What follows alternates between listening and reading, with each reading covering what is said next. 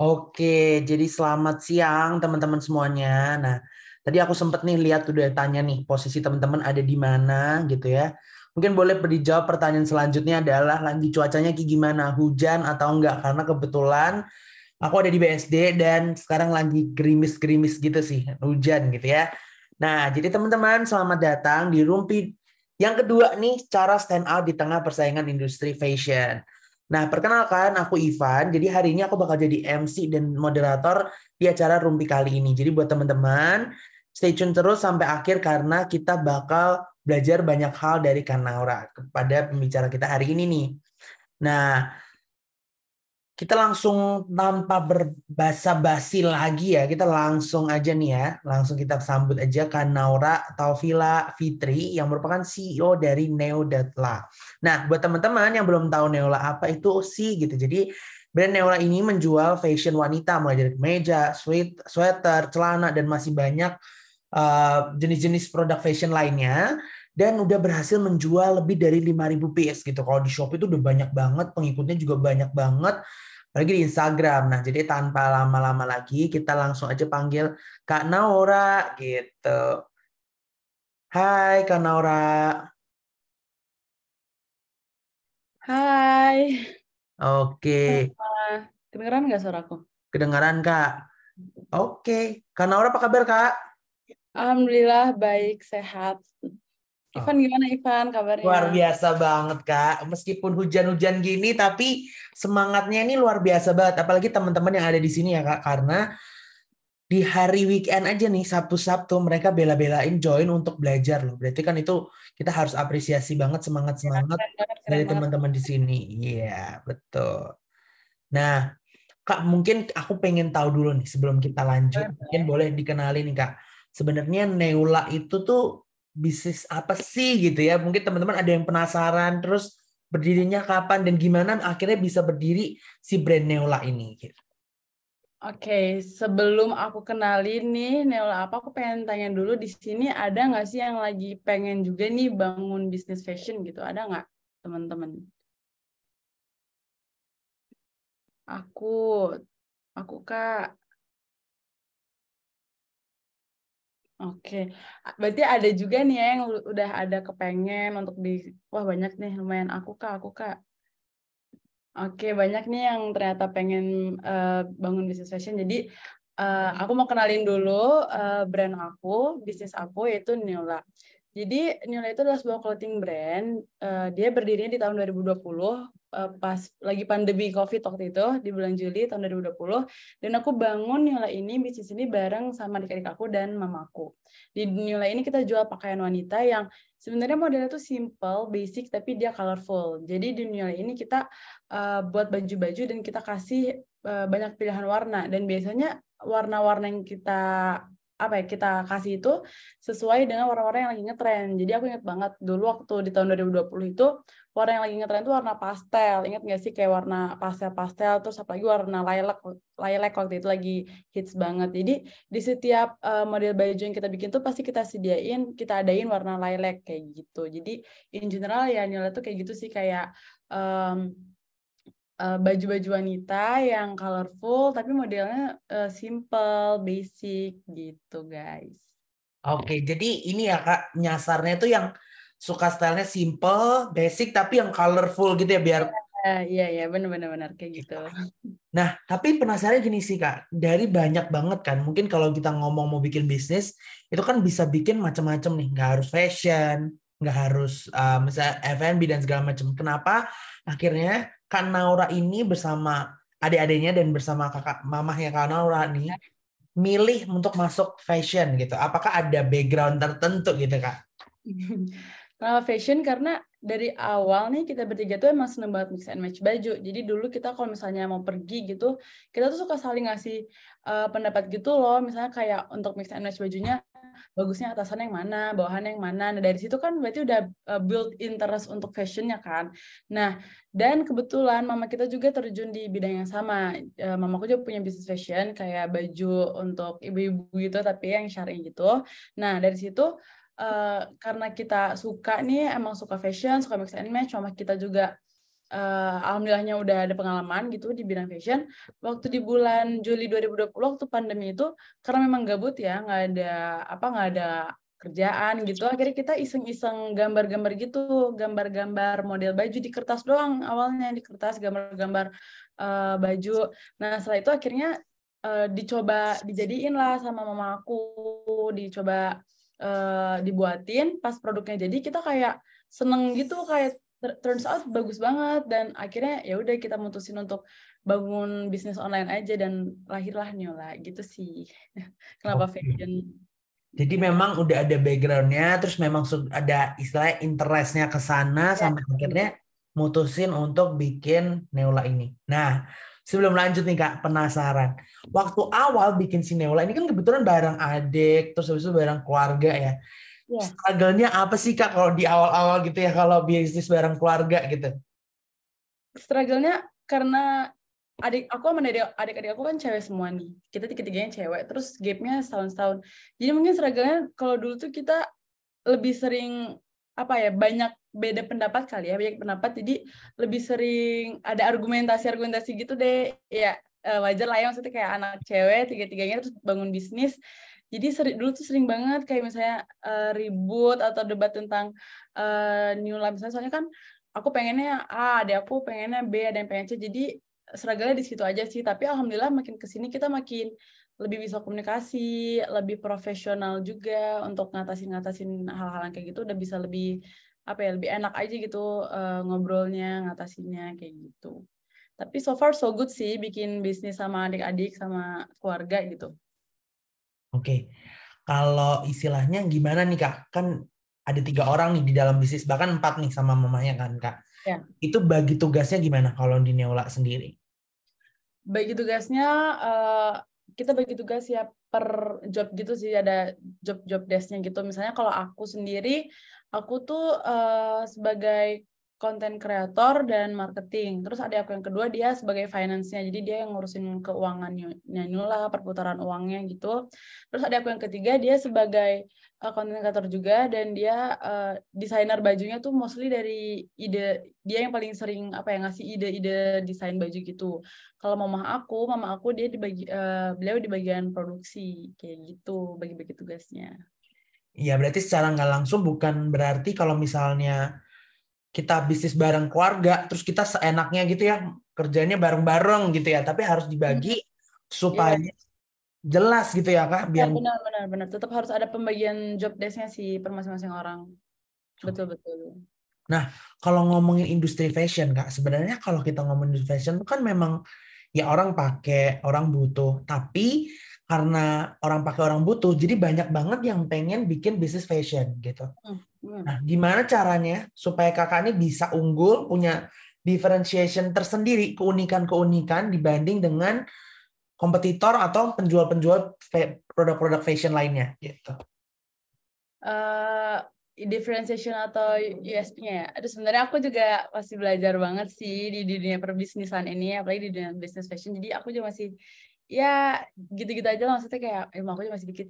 Cuman berdasarkan pengalaman aku ya dan yang aku tahu, jadi ketika kita ingin membangun sebuah brand fashion tuh, kita juga harus bikin brand positioning-nya gitu guys. Jadi untuk membangun si brand positioning-nya itu perlu nih yang tadi udah Ivan sebutin, yang differentiation sama USP itu. Jadi USP itu apa sih? USP itu adalah unique selling point atau faktor yang membedakan brand kita dari brand-brand lain. Nah, strategi untuk menentukan USP itu sendiri adalah pertama-tama kita harus kenal dulu sama karakter brand yang mau kita bangun. Contohnya Nyola nih. Jadi karakter Nyola itu menurut aku dia colorful, dia kalau istilahnya zaman sekarang tuh kayak cewek kue lah. Nah, Nyola tuh kayak gitu, yang colorful, cewek kue. Tapi selain colorful, Nyola juga modelnya yang simple, keep it basic, yang nggak terlalu kompleks kayak gitu. Jadi bisa masuk deh ke kalangan mana aja gitu. Jadi setelah kalian sudah kenal dulu sama karakter brand kalian, baru dari situ kalian cari keunikan yang pengen kalian tonjolkan di brand kalian itu apa kayak gitu. Dari situ barulah kalian bisa menemukan differentiation atau unique selling point brand kalian kayak gitu. Oke, jadi yang paling penting adalah tahu brandnya dulu, terus tahu target marketnya juga Iya, supaya kita bisa punya differentiation dan USP itu sendiri. Nah, kalau menurut dari pengalaman Neula nih kan kebetulan udah produknya terjual cukup banyak ya itu ya. Aku lihat sampai ribuan gitu kan. Terus habis itu bagaimana sih supaya bisa meyakinkan nih waktu di awal-awal ya nikah kita bahasnya dari awal dulu nih. Itu awal akhirnya bisa melakukan penjualan itu strategi pemasarannya seperti apa waktu awal-awal? Kalau bahas marketing sih jujur Nila juga struggle sih. Maksudnya kayak salah satu struggle yang lumayan kita rasain waktu itu di marketingnya. Karena awal-awal kita rasa kayak definisi kayak bakar duit gitu loh guys. Tapi menurut aku itu wajar sih. Kayak di fase awal sebuah brand untuk bakar duit itu wajar karena untuk ningkatin brand awareness ke orang-orang biar brand kita dikenal. Nah, kalau strategi pemasaran Nyola sendiri, beberapa strategi marketing yang udah pernah kita lakukan itu adalah dengan pasang ads. Jadi dulu Nyola suka masang IG ads, terus pernah nyobain Shopee ads, Facebook ads kayak gitu. Terus juga endorsement ke influencer-influencer dan juga memanfaatkan platform TikTok untuk free marketing. Dan yang aku lihat nih yang lagi tren banget sekarang tuh khususnya buat bisnis fashion ya, itu tuh suka ada live TikTok gitu. Kalian suka lihat nggak sih kayak live TikTok yang jualan di etalase gitu? Sejujurnya Nila sendiri belum pernah coba itu, tapi yang aku lihat ya dari brand lain tuh kayak feedbacknya bagus banget. Jadi kalau yang aku lihat dan aku paham tuh menurut aku intinya strategi marketing untuk bisnis fashion itu fleksibel sih, jadi lebih ke ngikutin tren gitu loh, kayak mungkin sekarang trennya lagi live TikTok, nah kita harus pintar-pintar join trennya dan bikin orang tuh notice juga nih sama brand kita kayak gitu. Nah tapi sebenarnya di strategi marketing itu ya guys, itu ada yang namanya marketing mix 4P. Jadi 4P itu terdiri dari product, price, place, and promotion. Jadi ketika kita mau memasarkan barang-barang atau produk yang mau kita jual, kita harus memerhatikan dulu sih 4P ini. Pertama kita harus tahu nih, apakah produk yang kita jual itu sesuai nggak sih sama keinginan dan kebutuhan target market kita, terus apakah produk kita ini bisa menyelesaikan masalah yang mereka hadapi.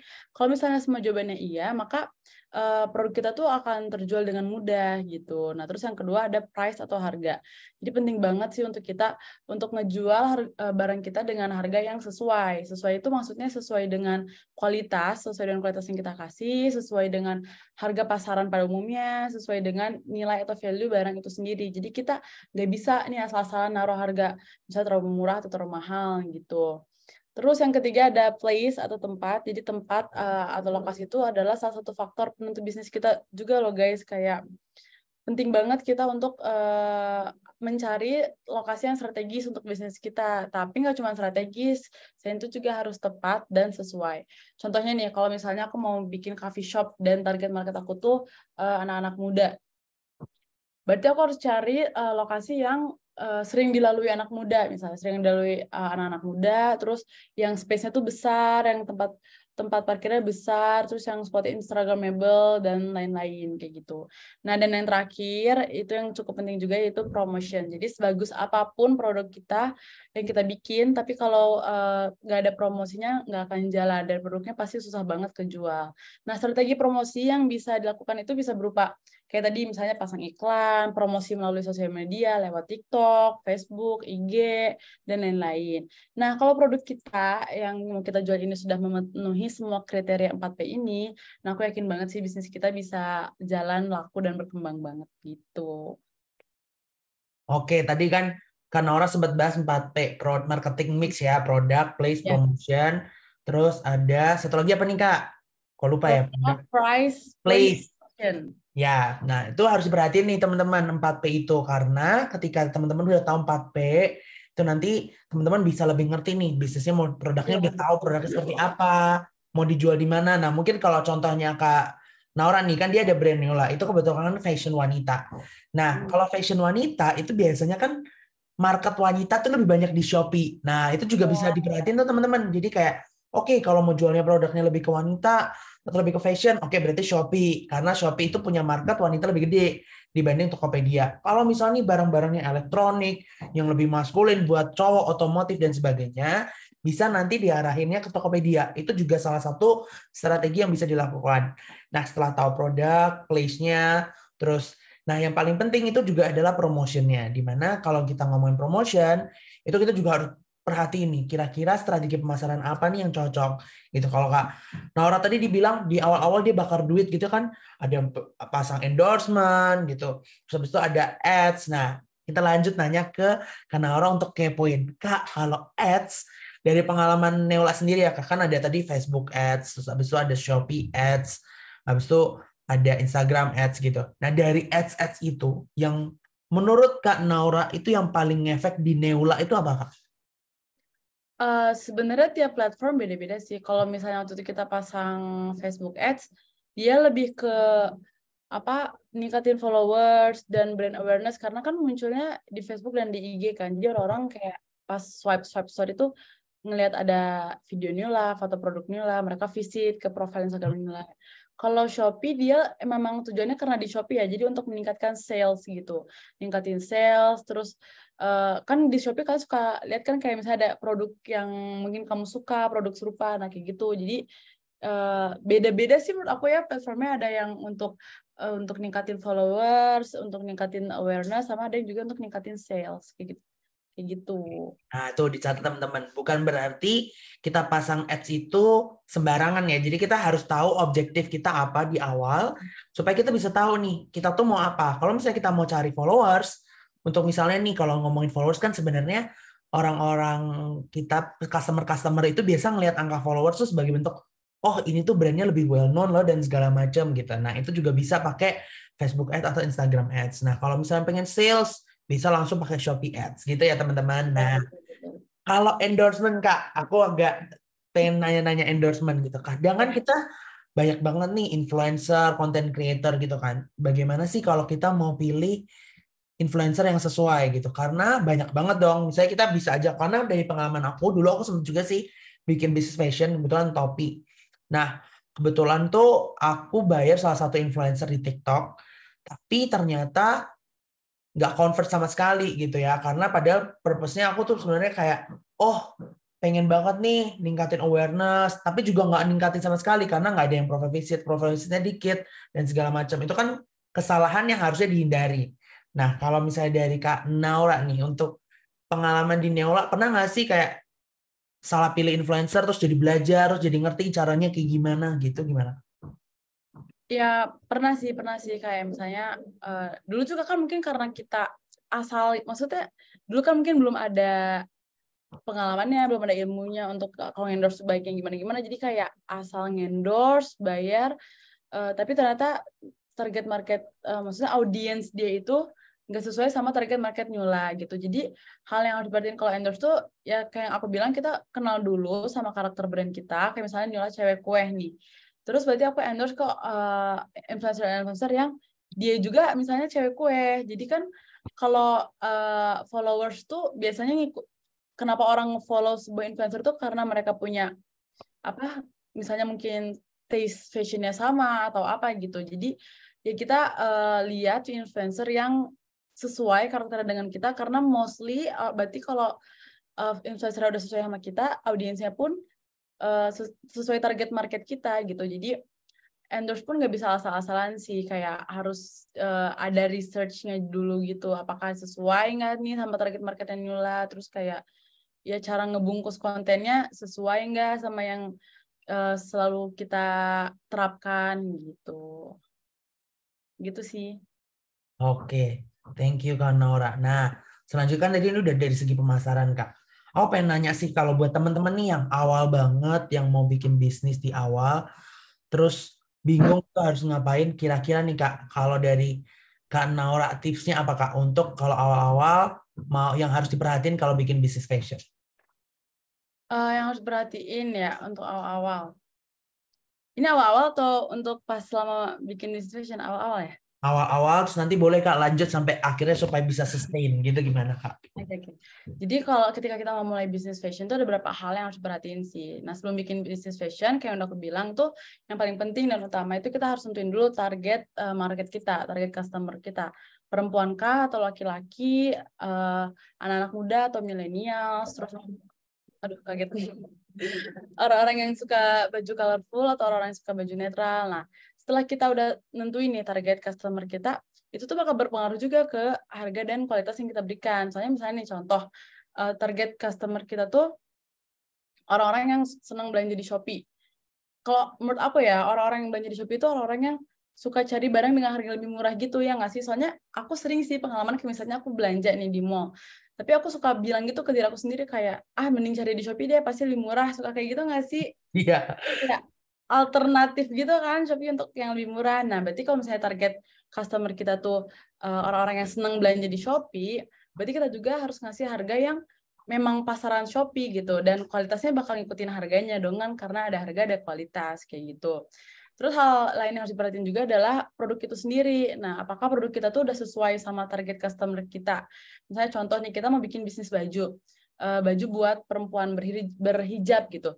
Berarti baju-baju yang harus kita bikin tuh baju-baju yang tertutup dong, yang layak digunakan untuk sama perempuan berhijab. Gak mungkin dong misalnya kita target customer-nya perempuan berhijab, tapi kita bikin tank top atau crop top kayak gitu. Jadi harus diperhatiin juga itu produknya. Terus terus kayak yang udah tadi aku bilang di awal tuh brand positioning-nya itu juga harus perhatiin sih. Jadi pokoknya sejak awal kita bangun bisnisnya itu brand positioning-nya tuh harus dibangun juga gitu. Terus kalau untuk yang udah sustain nih bisnisnya, hal-hal harus diperhatikannya itu kualitas barang yang kita jual sih. Dari segi bahan yang kita gunakan, terus kerapihan jahitannya, dan seperti yang udah aku bilang ya, harganya dari produknya itu sendiri gitu. Apakah sudah sesuai dengan kualitas yang kita berikan? Nah, terus yang kedua itu komplain customer. Nah, di bisnis fashion ini tidak dapat dipungkir ya, pasti ada aja deh komplainnya, ada aja produk yang defect, terus tidak sengaja kekirim ke customer, dan akhirnya mereka komplain. Nah, yang harus kita perhatiin itu adalah respon kita terhadap komplain customer mereka gitu. Jadi yang pertama kita lakukan kalau misalnya mendapat komplain, itu kita dengerin dulu mereka, kita dengerin keluh kesah mereka, kita dengerin apa yang mereka komplain. Setelah udah kita dengerin dan kita simak baik-baik, barulah kita minta maaf. Kita minta maaf atas kesalahan kita minta maaf kalau misalnya jadi membuat tidak nyaman, mereka jadi mendapat produk yang kurang bagus, kayak gitu. Nah, tapi nggak berhenti cuman di dengerin dan minta maaf, selanjutnya kita harus take action. Jadi untuk kedepannya kita tingkatin lagi kualitas produk kita tingkatin lagi masalah-masalah yang sebelumnya udah dikomplain sama customer kita gitu. Dan yang terakhir menurut aku yang paling penting di bisnis fashion itu kita harus menyampaikan informasi produk kita secara transparan. Jadi misalnya nih, Dinila mau bikin celana dari bahan A misalnya. Dan bahan A ini tuh setelah dicuci tuh dia bakal menyusut, misalnya panjangnya menyusut, atau misalnya bikin produk dari bahan pleats, dan bahan pleats tuh kalau disetrika tuh bakal rusak. Nah, hal-hal itu tuh harus kita kasih tahu, harus kita informasikan ke customer agar mereka tuh paham dengan produk kita. Jadi kalau misalnya nanti barangnya udah di mereka dan mereka hal-hal yang tadi udah kita kasih tahu itu terjadi ke mereka, mereka tuh nggak kaget gitu. Mereka tuh udah tahu dari awal kayak, oh nanti emang bakal kayak gini gitu.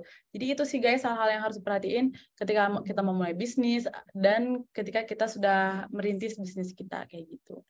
Wih, keren banget. Aku sih lebih pengen highlight di mana cara kita buat sustain ya. Karena kalau misalnya ngomongin mobil awal dulu nih, itu kalau misalnya udah ada buruan eksekusi gitu kan. Jangan lupa eksekusi nih teman-teman. Kalau misalnya udah tuh mulai cari nih target marketnya siapa, terus lihat marketnya kayak gimana, nentuin pricing, habis itu mulai produknya kayak gimana. Nah, kan ketika sudah mulai adalah kan kita banyak banget kompetitor. Nah, cara untuk sustainnya tadi ada 3 poin yang disampaikan sama Kanora. Yang pertama, balik lagi, harus berikan kualitas karena ada harga ada kualitas. Yang kedua, komplain customer gitu. Padahal nih tadi aku mau kepoin loh tentang komplain customer, bagaimana cara Neula ngatasin komplain customer. Udah dijelasin sama Kanora kan. Nah, komplain customer itu menarik banget sih yang disampaikan sama Kanora. Kita tahu memang customer itu kan raja ya. Jadi Iya. memang bener apa di atas apapun tuh ada customer gitu lah istilahnya gitu. Nah, jadi memang nggak bisa kita awal-awal langsung marah-marah, tapi kita harus coba mendengarkan dulu nih, kayak gimana sih problemnya, terus kita coba gali lebih dalam nih, kenapa nih kok dia bisa komplain gitu. Terus nanti kita say sorry, mau bener mau enggak, ya nggak apa-apa sih, kita tetap say sorry. Karena mungkin bisa salah dari kita, atau mungkin salah dari dia, tapi nggak apa-apa sih kalau menurut aku kita minta maaf demi kebaikan bisnis kita juga. Nah, kalau dari yang ketiga adalah selalu perhatiin ketransparanan informasi gitu ya. Jadi kita harus selalu kasih detail produk. Itu kadang banyak banget sih yang tiba-tiba bajunya dicuci tiba-tiba mengecil gitu. Jadi baju ukuran XL jadi L, L jadi M dan segala macam itu banyak terjadi. Tapi perlu diingat kalau memang sudah tertulis nih di platform seperti Shopee dan segala macam, itu kewajiban kita sebagai seorang customer juga untuk baca di sana. Jadi kita nggak hanya jadi customer yang protes sana sini, tapi kita harus jadi customer yang juga cerdas. Jadi kita harus membeli, dan kita membeli sebuah produk, kita tuh harus tahu produk apa yang kita beli. Gitu. Luar biasa, semakin panas ini pembicaraannya, oke? Nah, kalau misalnya ini Kak, red flag-nya yang harus banget dihindarin kalau misalnya kita mau bikin fashion ataupun kita lagi jalan bisnis fashion. It's a big no, itu apa? Red flag-nya ya. Yang pertama sih menurut aku menjiplak desain pakaian brand lain ya. Kalau ngejiplaknya kayak plek ketiplek sama banget, itu red flag banget sih menurut aku. Kalau misalnya terinspirasi, kita bisa pakai yang mode ATM itu loh, tau nggak sih guys, yang amati, tiru, modifikasi. Karena menurut aku inspirasi memang datang dari mana aja ya, dari Pinterest, dari mungkin brand lain, dari kehidupan sehari-hari, kita lihat orang pakai baju lucu, itu bisa kita jadiin inspirasi dan kita amati, kita tiru dan modifikasi. Tapi kalau misalnya benar-benar ngejiplak desainnya dan benar-benar plek ketiplek, itu big no banget sih, red flag banget. Terus yang kedua, balik lagi, aku selalu ngomongin ini, kayak memberikan harga yang terlalu mahal gitu, jadi nggak sebanding sama kualitas yang kita berikan. Misalnya kayak kita membuat produk dengan kualitas bahan yang paling rendah, tapi kita jual dengan harga yang nggak make sense gitu, yang mahal banget, kan kayak kasihan banget juga ya orang-orang yang belinya. Jatuhnya kita kayak nggak amanah gitu kan, kayak kita udah kasih harga mahal tapi kualitas produknya nggak sesuai dengan harga itu gitu. Dan yang udah kayak aku bilang tadi sebelumnya, tidak menyampaikan informasi produk secara transparan gitu. Jadi kayak nggak jujur gitu sih jatuhnya. Jadi kalau memang misalnya ada hal-hal yang harus hal-hal yang harus dikasih tahu ke customer kita, plus minusnya produk kita ya kasih tahu aja, sampaikan aja secara transparan gitu. Itu sih menurut aku red flag-nya. Oke, tadi ada menjiplak, nggak sebanding sama kualitas, jadi kasih harganya nggak masuk akal, tapi kualitasnya kasih yang paling jelek. It's a big no juga. Terus habis Ya. itu menyampaikan informasi secara transparan. Baik lagi, itu penting ya teman-teman untuk kasih informasi secara transparan. Nah, Kak, kalau misalnya nih, kebetulan lagi promo 11-11 nih, tadi aku intip, Nela lagi promo 11-11 gitu. Nah, Iya. gimana sih Kak secara strategi Kakak kalau misalnya mau ngelakuin promosi 11-11 gitu? Oh, misalnya dari segi stok nih, aku prepare dulu. Atau mungkin kalau misalnya mau 11-11, kita kasih promonya ke produk-produk tertentu supaya kita habisin stok atau segala macam. Gitu gimana, Kak? Ya kalau 11, ya misalnya kalau setiap tanggal kembar Cantik. sale gitu, kita eh, kita list dulu gitu, misalnya kayak produk mana yang stoknya paling dikit sama yang paling banyak. Nah kalau misalnya yang paling dikit, kita kasih diskonnya semakin gede gitu, biar orang tuh semakin nengok, semakin notice gitu sama produknya, kayak ih diskonnya gede nih, misalnya sampai diskon 30.000, 25.000. Jadi orang kayak lebih tertarik gitu. Nah kalau untuk yang produknya masih misalnya masih new collection atau orang masih sering beli, kita kasih diskon tapi ya sewajarnya aja lah gitu. Sama ya paling kita selalu kayak sounding mau ada sale-nya tuh kayak misalnya dari 3 hari sebelum, kayak udah ngasih tahu kayak udah mau ada sale nih, kayak gitu sih promosinya biasanya kita. Oke. Kalau dari pengalaman Neula sendiri sih, Kak, itu selama tanggal cantik emang sengefek itu atau sebenarnya kayak gimana sih, Kak, kalau tanggal cantik? Tanggal cantik selalu ngefek sih, selalu penjualan paling tinggi kayaknya memang di tanggal cantik, karena dari Shopee-nya sendiri kan, Shopee-nya juga selalu kayak nge-hype-in gitu loh bahwa ini ada sale, terus Shopee-nya juga nyediain gratis ongkir, yang kayak gitu-gitu sih, jadi ngefek banget memang tanggal cantik gitu ya untuk ke penjualan. Oke. Jadi memang ngefek banget ya. Soalnya aku lihat bener-bener kayak banyak banget kalau tanggal 11-11 itu 12-12-11 itu semua brand-brand atau bisnis-bisnis kan pada berlomba-lomba untuk bikin Iya. promosi gitu.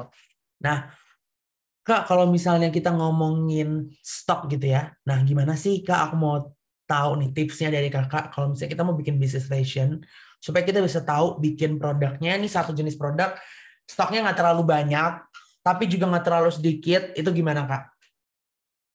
Ngerol banyak dan ngerol sedikit ya. Sesuai lah gitu kalau misalnya demand-nya pas gitu. Kalau dari Nila sih kita suka stock up name seminggu sekali. Jadi biar ketahuan mana stok yang masih banyak, mana stok yang paling dikit. Nah kalau misalnya udah ketahuan stok yang paling banyak tuh biasanya kita endorsein lagi. Jadi biar orang tuh notice sama produk ini, terus akhirnya jadi terjual gitu. Kalau misalnya stok yang paling cepat habis gitu, yang udah sedikit-sedikit, kita produksi terus gitu. Karena berarti kan itu tandanya dia bagus ya, maksudnya salesnya, penjualannya dia cepet gitu. Terus biar nggak terlalu dikit, ya tadi yang melalui itu kan stock up name. Terus kita juga menganalisa penjualan dalam per bulan, per minggu. Jadi biar kelihatan gitu misalnya per minggu, per bulannya mana yang paling tinggi penjualannya, mana yang paling rendah. Jadi bisa disesuaikan gitu. Kayak misalnya produk A kayaknya paling laku deh. Jadi kita banyakin stoknya di produk A aja gitu. Terus produk B misalnya dia slow moving nih, susah kejualnya. Jadi kita hold, kita tahan untuk nggak diproduksi dulu biar ujung-ujungnya nggak jadi dead stock kayak gitu sih. Oke. Nah, pas banget nih. Supaya pertanyaan selanjutnya lebih ke dead stock. Kalau dari Neola sendiri ngatasin dead stock tuh gimana sih, Kak?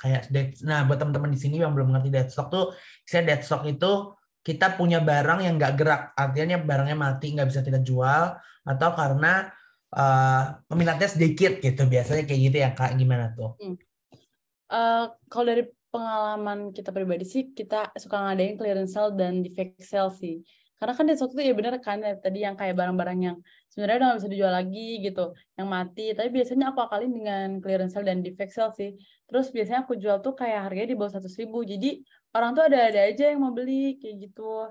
Sama yang paling tadi yang untuk menghindari dead stocknya itu yang kayak stock up name seminggu sekali, terus nganalisa penjualan itu ngaruh sih biar meminimalisir produk-produk yang dead stock kayak gitu.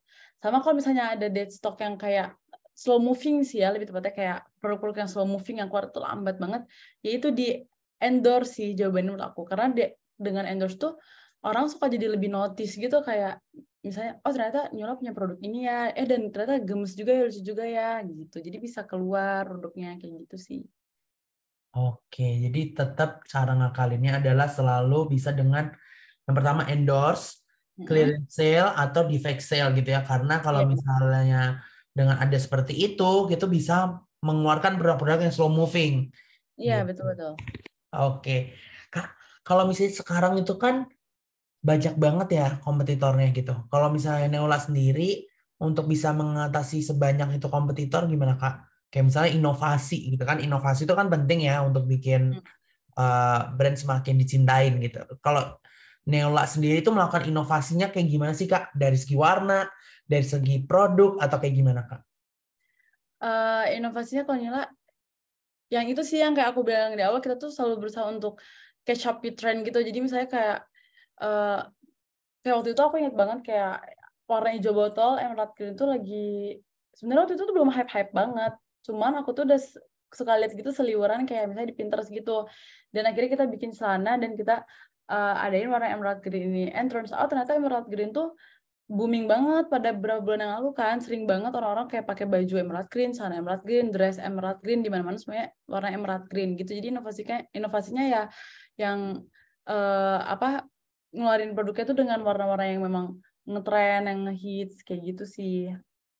Oke, jadi harus kita sebagai business owner nggak boleh cuma diem aja stuck gitu ya, Kak. Tapi harus benar-benar kita cari tahu what's going on yang ada di sekitar kita gitu. Misalnya kayak tadi warna. Itu Kakak lihatnya dari Pinterest udah berseliweran. Oh, ini mungkin jadi pertanda nih. Apakah ini bakal jadi tren selanjutnya gitu. Nah, mungkin Kak Naura boleh nggak sih, Kak, kasih tips kalau misalnya teman-teman yang pengen bikin bisnis fashion itu bisa lihat cari inspirasi itu dari mana aja sih? Sebenarnya inspirasi itu datang dari mana aja ya. Aku juga kadang kayak dari Pinterest, atau misalnya kayak lagi jalan di mall terus ngelihat orang ada pakai baju yang lucu-lucu gitu, itu jadi inspirasi sih. Atau kadang juga misalnya kita kayak lihat di Pinterest tapi kita gambar-gambar lagi sendiri, kita modifikasi kayak gitu sih. Inspirasi sebenarnya datang dari mana aja ya, sehari-hari pasti ada aja inspirasinya gitu. Oke, berarti memang harus kita pinter-pinter lihat aja kalau ada yang lagi bagus. Jangan lupa Ya, catat ya. Jangan lupa mm, catat teman-teman. Kadang suka lupa kan jadi lupa sayang gitu. Jadi memang harus lihat dan segala macam. Oke. Nah, kalau ngomongin bisnis itu kan penting banget perintilan-perintilan kecil-kecil gitu, Kak. packaging, habis itu ada thank you card. Kalau di brand Neola sendiri itu nerapin nggak sih Kak? Atau kayak itu menurut Kakak gimana terhadap produk atau terhadap bisnis Kakak? Di Nila kita juga pakai thank you card sih. Di Nila dari dulu sampai sekarang, pokoknya tiap ada yang beli, kita selalu kasih thank you card dan scrunchie yang buat ikat rambut gitu. Jadi ya biar orang juga kayak seneng gitu pas nerima package-nya, dan jadi kayak seneng ya ternyata belanja di Nila dapat bonus ikat rambut kayak gitu misalnya.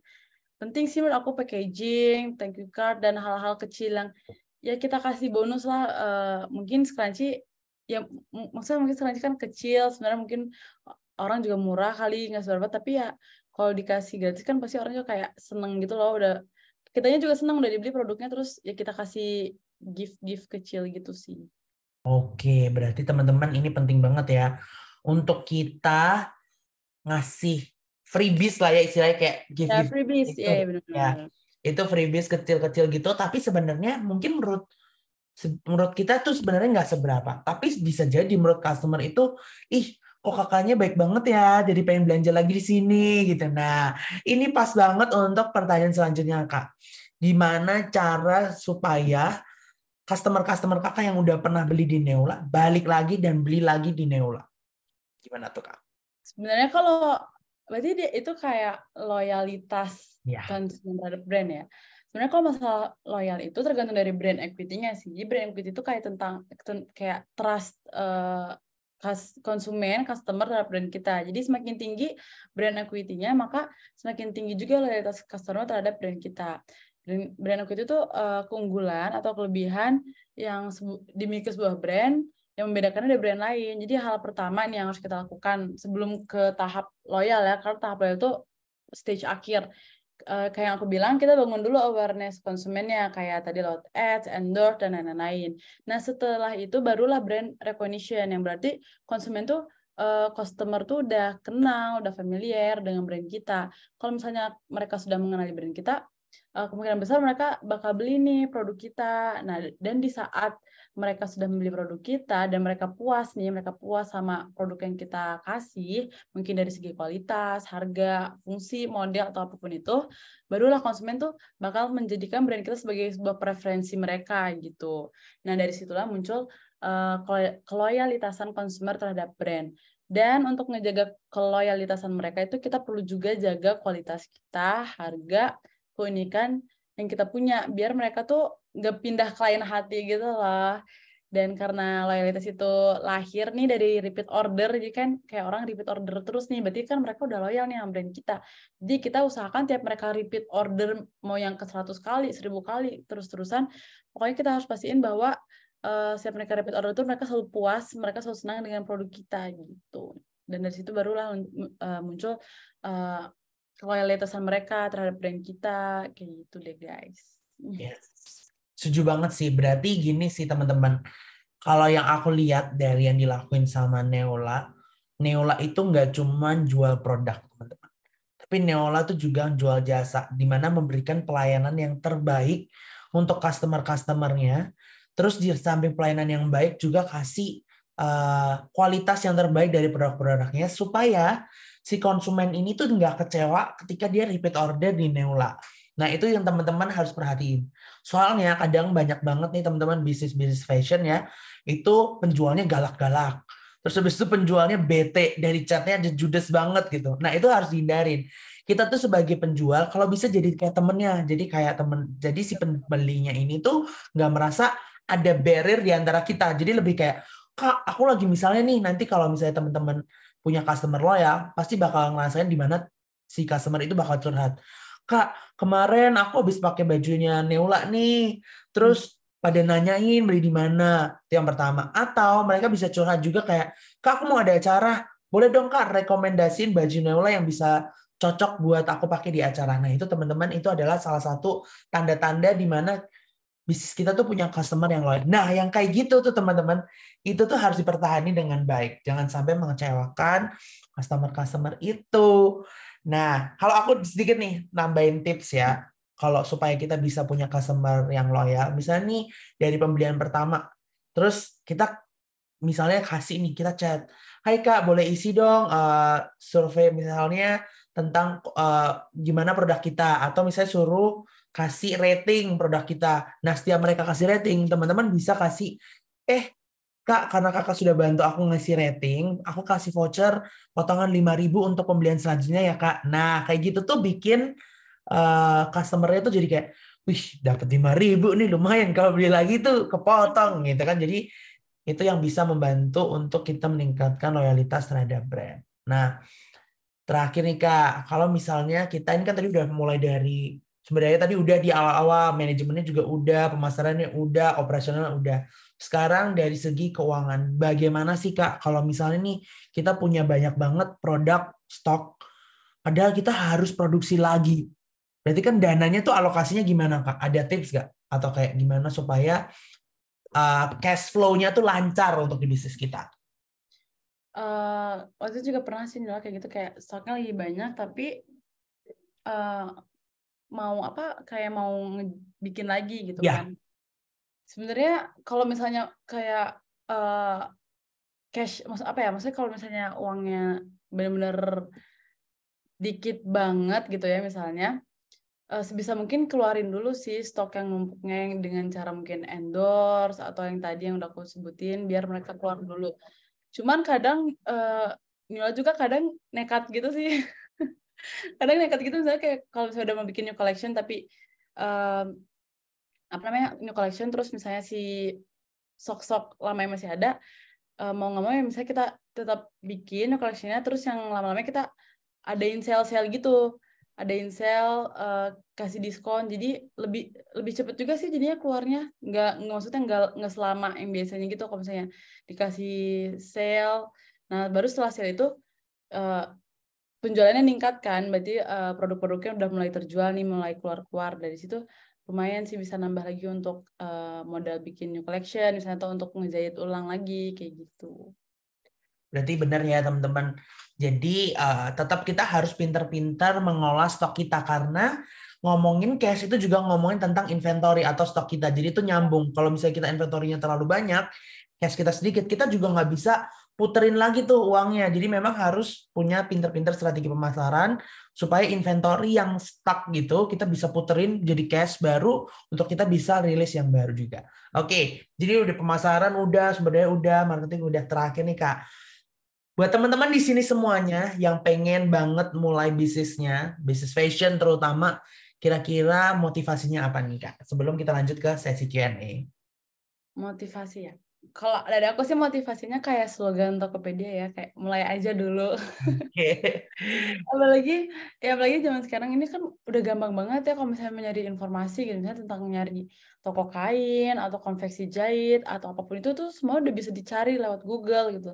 Jadi kalau kalian kan tadi udah ada yang bilang nih emang mau bikin bisnis fashion gitu, dan misalnya kalian masih bingung harus beli kain di mana, terus nyari tukang jahit di mana, itu tenang aja karena kalian bisa cari semua info itu di TikTok, di IG atau dimanapun itu pasti ada. Terus yang kedua, jangan takut gagal gitu. Kalau misalnya kalian udah memulai, tapi kalian udah mikirin tentang gagalnya tuh, menurut aku nggak akan jalan. Dan percaya deh, justru kegagalan itu sebuah proses kesuksesan juga loh. Kayak kebanyakan orang tuh saking takut gagalnya, mereka malah lupa bahwa mereka tuh bisa sukses juga. Bukan cuma bisa gagal doang, tapi bisa sukses juga gitu. Jadi harus ditanamin juga di mindset kita sebelum mulai bisnis itu, bahwa kegagalan itu cara kita untuk belajar menjadi lebih baik gitu. Terus selanjutnya nih kalau dari aku, kalau kalian ngerasa misalnya kalian belum punya ilmu bisnisnya atau kalian belum punya pengetahuan, masih nol banget deh tentang bisnis-bisnis gitu, sumpah deh, aku waktu ngejalanin, aku belum kuliah bisnis, aku juga masih nol banget pengetahuannya, aku belum tahu apa-apa tentang bisnis. Yang aku lakuin benar-benar cuman bikin-bikin baju, aku foto, terus aku jual di Instagram kayak gitu. Tapi percaya deh, the best teacher itu comes from experience gitu. Jadi kalau misalnya kalian udah mulai aja dulu tuh kayak yang si slogan Tokopedia, terus kalian jalanin, kalian rasain prosesnya, lika-likunya, kalian bakal learning by doing, kalian bakal belajar dengan sendirinya, nanti kalian juga bakal kayak, oh ternyata aku nggak bisa nih ngelakuin hal A, karena hal A bikin aku jadi bla bla bla bla bla, berarti nanti solusinya aku harus ngelakuin hal B gitu-gitu. Jadi kayak nggak harus kalian kuliah bisnis dulu, nggak harus kalian apa-apa dulu, yang penting mulai aja dulu. Tapi lebih baiknya juga selama kalian jalan itu ya kalian ikut kelas webinar bisnis, nonton di YouTube tentang cara ngelola bisnis fashion dan lain-lain gitu. Dan yang terakhir menurut aku, kalau misalnya kalian nih nggak pede untuk bikin bisnis sendiri, cari partner deh. Entah itu mau adik kalian, mau kakak kalian, teman, pacar, orang tua, siapapun itu yang kalian percaya, jadiin partner untuk saling memotivasi ketika lagi ngerintis bisnisnya. Gitu sih kalau dari aku, motivasinya intinya mulai aja dulu, udah nggak usah kebanyakan mikir. Keren banget kalau misalnya aku rekap ya tadi motivasinya yang pertama mulai aja dulu. Terus jangan jadikan kegagalan itu sebuah hambatan sampai akhirnya kita nggak mulai. Karena belum tentu ketika kita mulai itu terus kita pasti gagal. Karena kita istilahnya kalau misalnya ngomong gagal atau enggak tuh 50-50 gitu. Jadi kayak ya udah kita jalanin. Terus yang ketiga adalah jangan lupa untuk kita terus belajar. Bukan berarti kita kalau mau bikin bisnis harus sekolah bisnis. Itu salah. Jadi kita harus belajar juga kalau misalnya kita memulai bisnis tanpa background, kita tuh bisa belajar along the way, berproses di sana sampai akhirnya kita juga bisa punya ilmu itu. Karena seperti yang disampaikan Naura adalah pengalaman itu adalah guru yang paling luar biasa gitu, karena kita bisa tahu lika-liku kenyataannya seperti apa gitu. Keren banget nih. Oke, nah pertama-tama untuk Kak Naura, thank you so much untuk talk show singkatnya. Mungkin boleh Kak istirahat dulu, minum dulu, terus habis itu nanti kita lanjut ke sesi Q&A. Oke, karena sudah ada beberapa pertanyaan yang sudah masuk. Oke, kita lihat ya. Oke. Oke Kak, sudah siap Kak menjawab pertanyaan-pertanyaan dari teman-teman semua di sini? Siap-siap, insya Allah ya, siap. Nah, aku mulai dari Kak Gracia ya. Kebetulan Kak Gracia bertanya tentang, Kak izin nitip pertanyaan. Kebetulan aku mau bikin brand fashion yang ada unsur sosialnya. Jadi kalau beli satu kaos, bisa beliin satu kaos untuk anak-anak di panti asuhan. Kira-kira bagaimana cara naikin peminat pembelinya ya Kak? Terima kasih. Gimana nih Kak? Bagus ya, maksudnya ada unsur saya itu bagus sih menurut aku. Untuk ningkatin pembelinya, ya sebenarnya aku in general hampir sama ya. Yang penting kayak orang memang aware dulu sama brand kita. Terus bisa aja menurut aku ya, kalian pakai kayak bukan endorse ya, berarti kalau misalnya kalian itu misalnya mungkin campaign kali ya, campaign ke influencer, bantu mereka untuk ngasih tahu bahwa ada brand yang tujuannya itu bukan cuma untuk profit tapi untuk sosial juga, untuk sosial masyarakat juga gitu. Itu bisa naikin peminat pembeli sih. Dan ya yang pentingnya juga ya brand image-nya kalian juga sih yang kalian bangun, brand positioning-nya, brand image-nya, brand equity-nya juga memang harus bagus dan meyakinkan orang-orang bahwa kalian tuh amanah juga gitu loh, dengan yang satu kaos yang mereka beli tuh bisa beliin satu kaos untuk anak-anak panti juga, kayak gitu. Gitu sih menurut aku. Oke, jadi untuk jawaban dari Kak Naura itu sama sebenarnya kayak bisnis fashion in general, tapi ingat harus perhatiin juga brand image, brand equity dan segala macam. Sama kalau kita ngomong biasanya endorse, kita bisa pakai campaign gitu ya, karena kayaknya mungkin banyak banget content creator atau influencer itu willing banget untuk nge-share gitu tanpa memungut biaya, karena mereka tahu bahwa this brand itu memiliki impact yang luar biasa karena lewat program-programnya. Oke. Thank you Kak Naura. Nah, ini selanjutnya dari Kak Hesti Sulistiowati. Mau tanya Kak, kalau fashion sekarang lebih bagus prospek fast fashion atau enggak?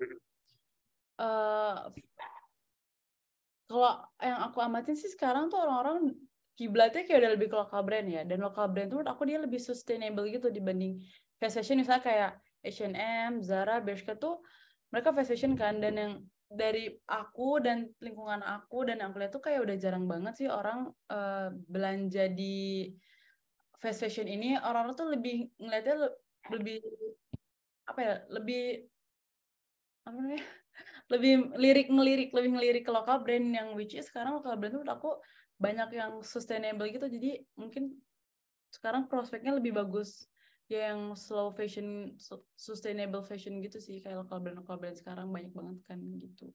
Yes, setuju juga sih Kak, karena kita bisa support banyak lokal brand juga kan Kak. Asik.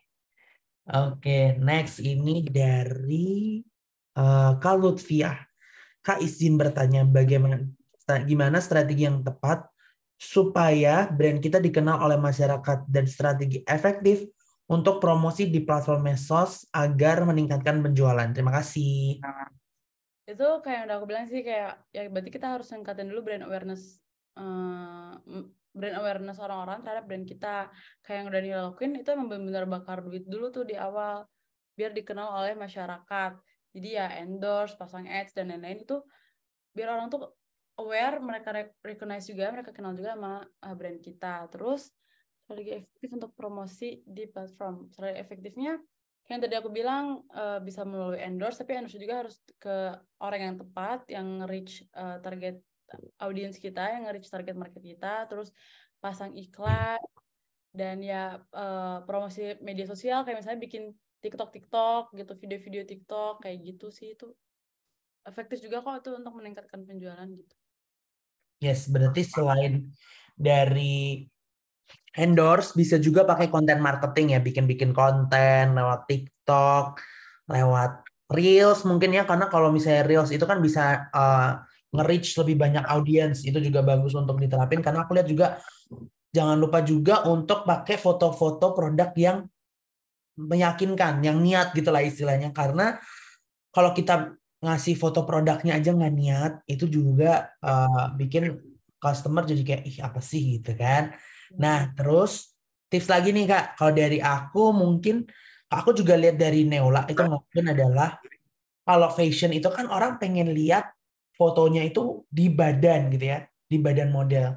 Nah itu juga harus diperhatiin teman-teman, karena ketika teman-teman foto baju tapi digantung itu bikin audiens jadi bingung. Ini baju kalau dipakai bagus nggak ya gitu. Gambarannya kayak gimana ya kalau di mix and match kayak gimana. Tapi kalau teman-teman pakai model, itu orang si customer ini walaupun nggak bisa pegang, nggak bisa benar-benar lihat langsung, tapi mereka lebih trust karena oh kalau dipakai kayak begini tuh bagus. Ini di mix and match begini tuh bagus. Jadi yang jadinya beli satu terus di Neola ada dua ya beli dua gitu. Itu mungkin tips tambahannya. Semoga menjawab ya Kak. Terus selanjutnya dari ini nggak mau disebutin namanya Kak. Jadi mau nanya gimana mengatasi kalau tiba-tiba orderan meningkat drastis terus permintaannya masih banyak banget padahal stoknya udah habis. Aduh, Nila juga pernah lagi kayak gitu. Justru pada saat itu kita kayak apa ya, kita kepalang juga bingung pada saat itu ya. Cuman kalau misalnya demand tiba-tiba tinggi dan stok habis, ya komunikasi sih yang penting. Kayak kita kasih tahu aja ke followers kita kayak karena demand yang tinggi, terus misalnya stoknya habis, misalnya kita bisa adain sistem PO kayak gitu. Pokoknya kalau ada hal yang gitu ya kita informasin aja. Terus kadang aku juga suka bikin kayak question box ke merekanya, kalau misalnya ada situasi kayak gini, mereka pengennya nunggu aja atau sistem PO atau kayak gimana, kayak gitu sih. Karena itu pasti suka terjadi juga kok kadang di Nila. Oke, berarti sistem PO itu bisa diterapin ya, Kak. Dan kalau bisa tuh sekaligus jadi bikin interaksi bareng audiens juga kali ya, lewat Instagram gitu. Oke, thank you, Kak. Ini banyak nih pertanyaan dari Kak Citra. Halo, Kak. Izin bertanya tips and tricks versi Kaun Naura dari sisi desain toko yang menarik dan mudah diingat customer.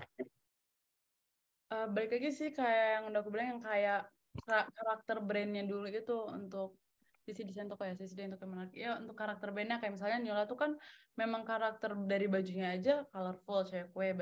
Dan selama ini juga Nyola kalau ngedit di IG gitu, graphic desainnya tuh memang selalu yang colorful, yang berwarna. Terus kayak selalu ada aja deh misalnya warna-warna yang selalu muncul di feeds-nya Nyola gitu. Warna-warna yang itu aja itu selalu ada muncul kayak gitu. Jadi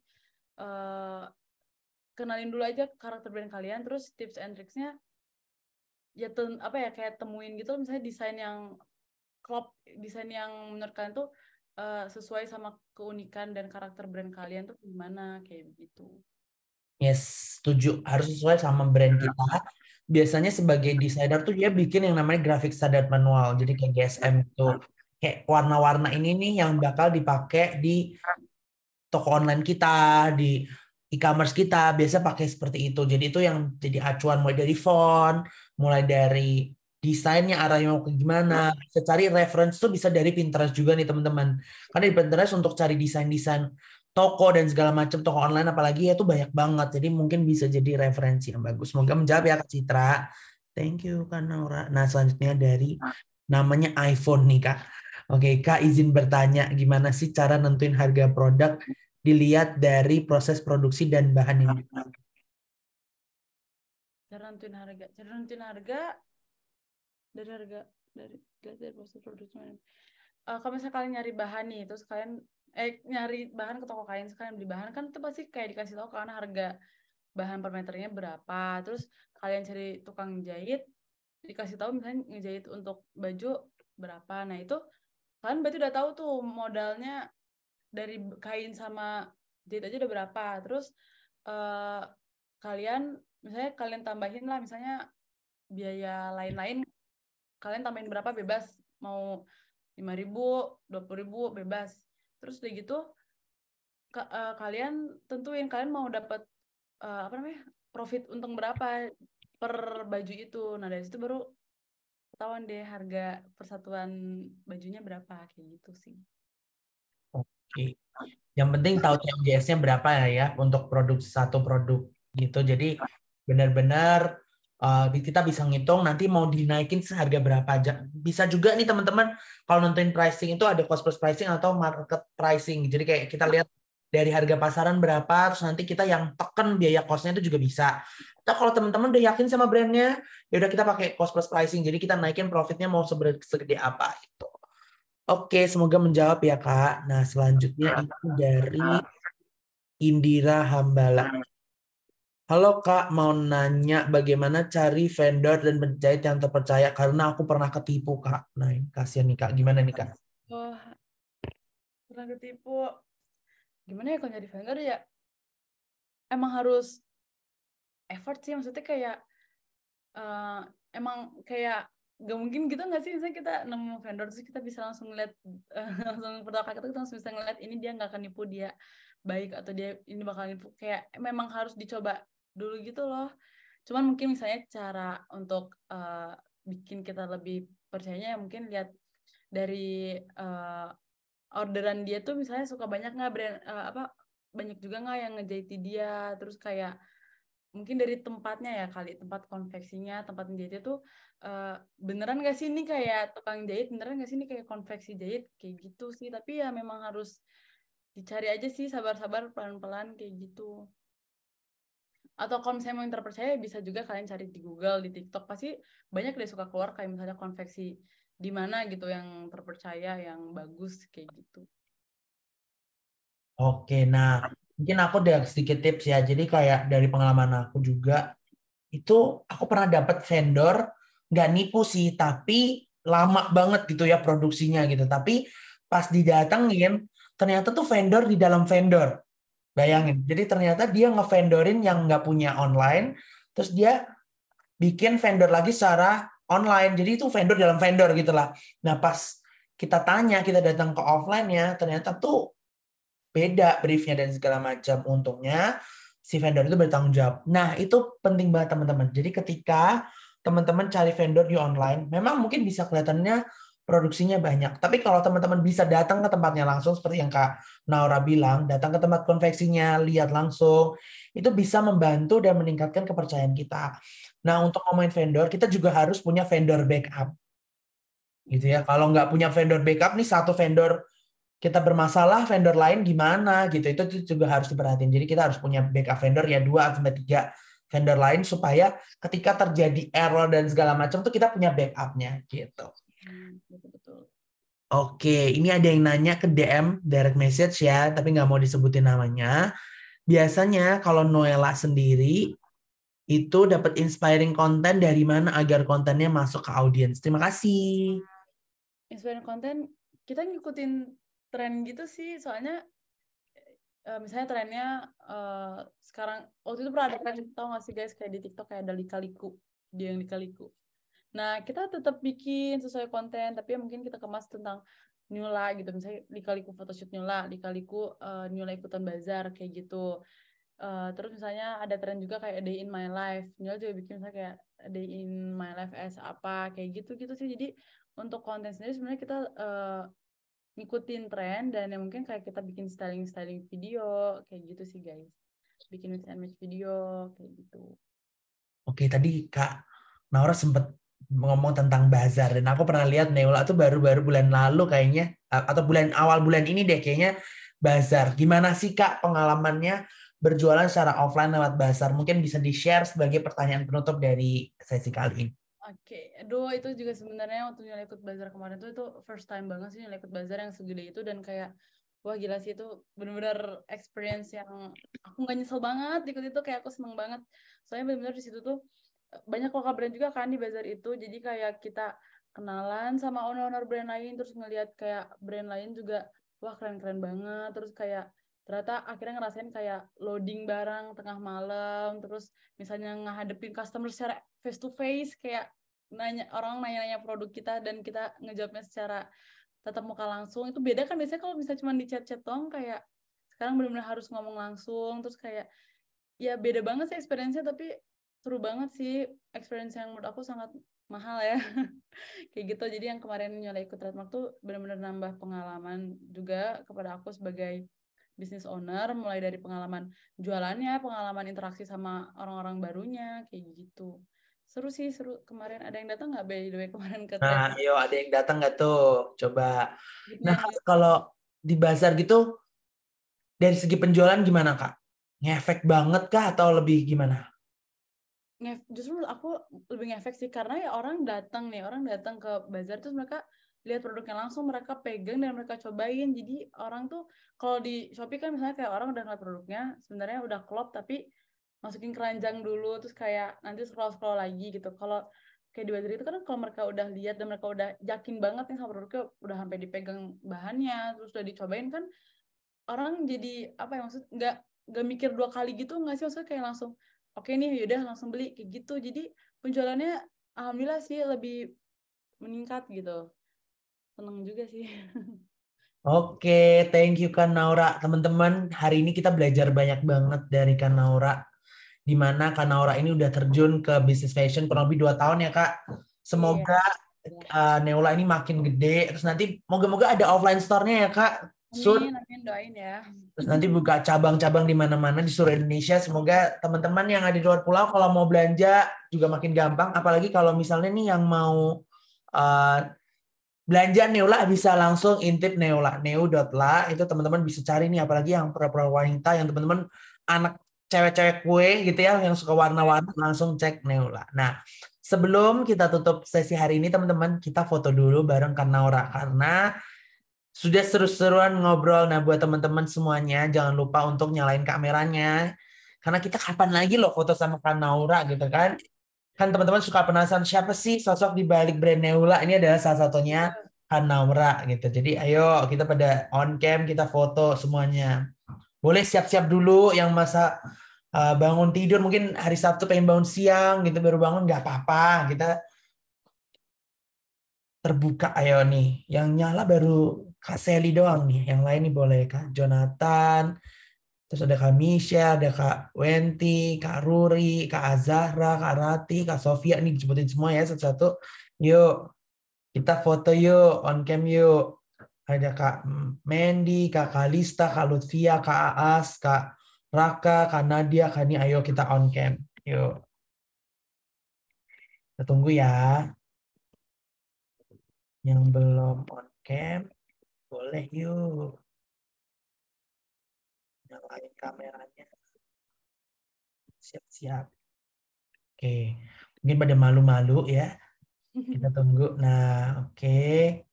Hai, ada Kak Mandy, ada Kak Michelle. Yuk kita mulai ya, teman-teman. Aku foto. Satu, senyum yang paling lebar semuanya. Satu, dua, dan tiga. Oke, sekali lagi. Satu, dua, dan tiga. Oke, terima kasih teman-teman semuanya. Nah, gak lupa nih, sekali lagi aku mau say thank you ke Kak Naura karena udah Ya, aku bersedia juga meluangkan makasih. waktunya hari ini. Sukses selalu buat Kak Naura. Nah, teman-teman, setelah kita foto jangan lupa nih kita follow-follow dulu nih ya. Kita follow, ada Instagram kita di @katikagroup dan di @neula, neu.la.